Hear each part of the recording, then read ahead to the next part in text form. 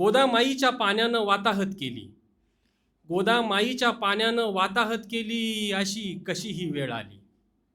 गोदामाईच्या पाण्यानं वाताहत केली, अशी कशी ही वेळ आली. हेलावलं मन हाल पाहुनी, ऐका पूरग्रस्ताची कहाणी.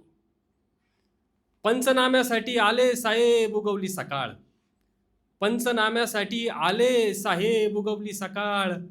तो म्हणाला काय सांगू साहेब, गेलं सोयाबीन, गेली कांद्याची चाळ. पंचनाम्यासाठी आले साहेब, उगवली सकाळ. तो म्हणाला काय सांगू साहेब, गेलं सोयाबीन, गेली कांद्याची चाळ. वावर खंगळलं, ऊस झोपला, हात कुठं जोडू साहेब, देव्हारा वाहून गेला.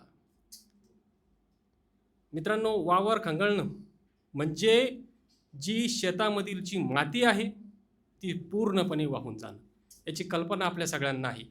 आणि शेतामध्ये किंवा जमिनीवर मातीचा थर होण्यासाठी किती वर्ष लागतात हे आपल्या सर्वांना माहीत आहे.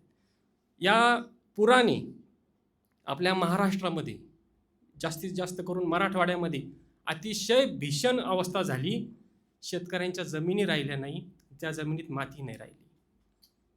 तो म्हणाला वावर खंगाळलं, ऊस झोपला, हात कुठं जोडू साहेब, देव्हारा वाहून गेला.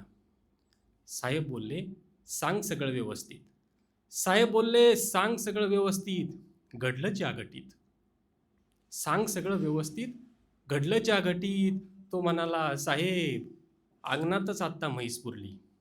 साहेब अंगणातच आत्ता म्हैस पुरली, गाय पुरायला जागा नाही हो राहिली. संसार सारा गोदामाईनं नेला. संसार सारा गोदामाईनं नेला, गोळा करतो आता उरला सुरला. संसार सारा गोदामाईनं नेला, गोळा करतो आता उरला सुरला. पोरीचं लग्न बी आता लांबलं. पोरीचं लग्न बी आता लांबलं, कसं फेडू सांगा कर्ज सगळं. साहेब पोरीचं लग्न बी आता लांबलं, आणि कसं फेडू सांगा कर्ज सगळं. साहेब बोलले जाणीव आहे आम्हाला, जाणीव आहे आम्हाला, म्हणूनच तर मदत करतो ना तुला.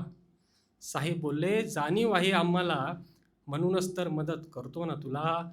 तो बोलला साहेब सगळ्या गोष्टींची अवघड आहे हो भरपाई. साहेब सगळ्या गोष्टींची अवघड आहे हो भरपाई. काय सांगू, काल पाण्यात वाहून गेली आई, काल पाण्यात वाहून गेली आई. धन्यवाद.